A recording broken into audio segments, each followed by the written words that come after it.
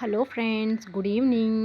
This is Devi. Welcome back to my channel. So కీటకాలను పట్టుకొని జీర్ణం చేసే కొన్ని రకాల మొక్కలు కూడా ఉంటాయండి. అటువంటి మొక్కలు ఎలా ఉంటాయి? ఆకుపచ్చ రంగులో అయినా ఉండొచ్చు, లేదా ఇతర వర్ణాల్లో అని కూడా ఉండవచ్చు. సో వీటిలో కూజా లాంటి నిర్మాణం రూపాంతరం చెందిన పత్రం, అంటే మొక్క యొక్క పత్రం అనేది కూజా నిర్మాణంలాగా రూపాంతరం చెందుతుంది. అలాగే పత్రం యొక్క శీర్షం ఏదైతే ఉందో అది కూజా యొక్క నోరులాగా రూపాంతరం చెంది మూయగల మూతను ఏర్పరుస్తుందండి. కూజా లోపలి భాగంలో క్రింది వైపుకు లోపల చిన్న చిన్న వెంట్రుకల వంటి నిర్మాణాలు ఉంటాయండి. ఏదైనా కీటకం ఎప్పుడైతే ఈ కూజాలోకి ప్రవేశించిందో అప్పుడు ఆ పై మూత అనేది మూసుకుపోవడం వల్ల ఆ కీటకం ఆ వెంట్రుకల మధ్యలో ఉన్న జీర్ణక్రియ ఎంజైముల్లో జీర్ణం చేయబడుతుంది.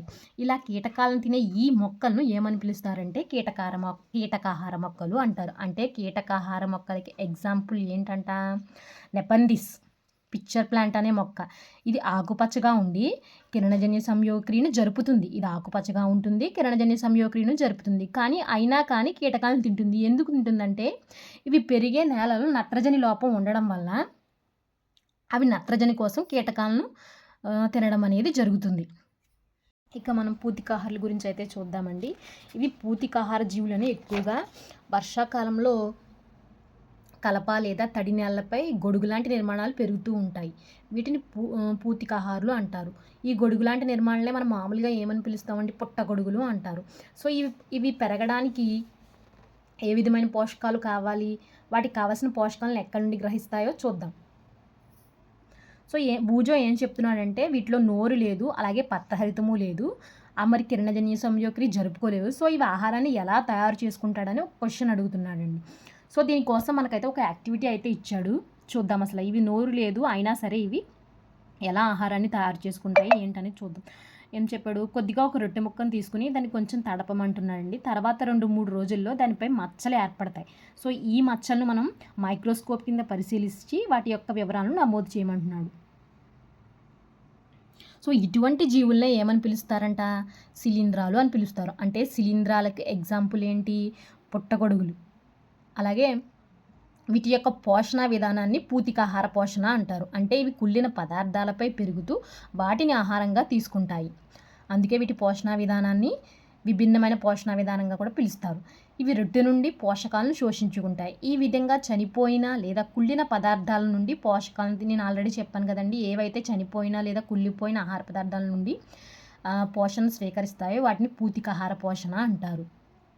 ఇలా పూతికాహార పోషణను ఉపయోగించుకునే మొక్కలను పూతికాహారులను కూడా అంటారు. సో ఇవి ఎక్కువగా తేమగా అలాగే పాడైపోయిన వస్తువులపైన, వెచ్చటి వస్తువులపైన చాలా కాలం పాటు అలా నిల్వ ఉంటాయండి. ఇవి ఒక రకమైన సిద్ధబీజాలను కూడా ఉత్పత్తి చేస్తాయి. ఈ సిద్ధబీజాల ద్వారానే ప్రత్యుత్పత్తి కూడా జరుపుకుంటాయి. ఇవి సాధారణంగా గాల్లో తేలుతూ ఉంటాయండి సిద్ధబీజాలు అనేవి. శిలీంధ్రాల వలన కొన్ని రకాల వ్యాధులు అయితే కూడా వస్తాయండి మానవులకు అలాగే జంతువులకు కూడా. మొక్కలకి మరియు జంతువులకు కూడా. మొక్కలకు కలిగించే వ్యాధులు ప్రధానంగా శిలీంధ్రాలు. గోధుమ పంటను నాశనం చేస్తాయండి శిలీంధ్రాలు అనేవి. అలాగే ఈస్ట్ పుట్టగొడుగు వంటి ఉపయోగకరమైన శిలీంధ్రాలు ఉంటాయి. వాటితో పాటుగా కొన్ని మొక్కలకు అలాగే జంతువులకు కూడా హానిని కలుగజేస్తాయి. అలాగే కొన్ని రకాల శిలీంధ్రాలు అనేవి మనం ఔషధాల తయారీలో ఉపయోగిస్తాం. అంటే శిలీంధ్రాల వలన ఉపయోగము ఉంది, అలాగే నష్టం కూడా ఉందండి. సో మొక్కలు చాలా ఎక్కువ మొత్తంలో నేల నుండి పోషకాలు అనేవి పీల్చుకుంటాయి కదండి. సో ఈ పోషకాలు మళ్ళీ నేలలోకి ఎలా భర్తీ చేయబడతాయి? సో అది చూద్దాం.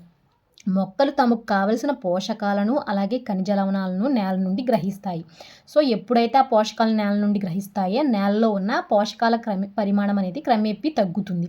సో అలా తగ్గడం వలన నేలకు మరింత సారవంతంగా చేయడానికి సేంద్రియ మరియు రసాయన ఎరువులను ఉపయోగించడం జరుగుతుంది. అందులో ప్రధానంగా నైట్రోజన్, అలాగే పొటాషియం, గంధకం లేదా ఫాస్ఫరస్ మొదలైన పోషకాలు ఉంటాయి ఆ ఎరువుల్లో. సో వీటిని ఏం చేయాలి? మనం నేల సారం పెంచడానికి ఎక్కువగా ఉపయోగిస్తూ ఉంటాం ఈ పోషకాలను. సో వీటి వల్లే మొక్కలు ఆరోగ్యంగా ఉండడం అనేది జరుగుతుంది.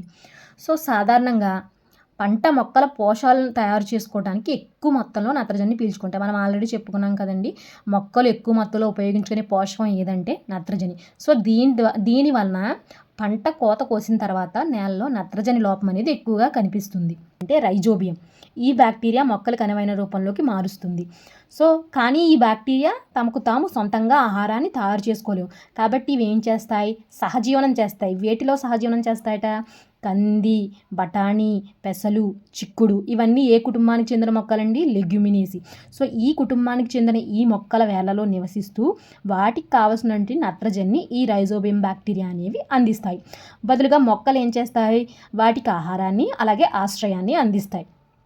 ఇది కూడా సహజీవనానికి ఒక రకమైన ఎగ్జాంపుల్.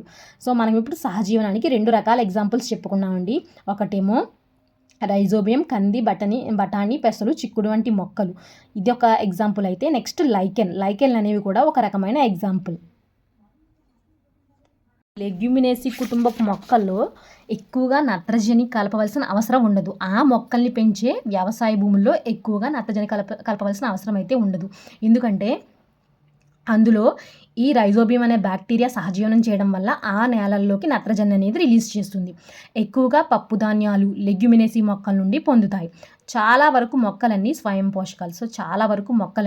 పోషకాలు. ఎక్కడో కొన్ని పరపోషకాలు అయితే ఉంటాయి. మ్యాక్సిమం స్వయం పోషకాలే. కస్క్యూటా అనేది ఒక పరాన్నజీవి మొక్క. మనం ఆల్రెడీ చెప్పుకున్నాం కదా. అలాగే పూతికాహారులకు ఎగ్జాంపుల్ శిలీంధ్రాలు. అలాగే శైవలాలు అనేవి మనకి స్వయం పోషకాలకి ఎగ్జాంపుల్. ఆహారం మొక్కలు అనేవి మనం పాక్షిక పరపోషకాలుగా భావించవచ్చా అంటున్నాడు. అవును కదండి, అవి పాక్షిక పరపోషకాలే. ఎందుకంటే వాటిలో పత్రహరితం అనేది ఉంటుంది. అవి స్వయంగా ఆహారాన్ని తయారు చేసుకోగలవు. కానీ నత్రజని కోసం కీటకాలపై పాక్షికంగా ఆధారపడతాయి.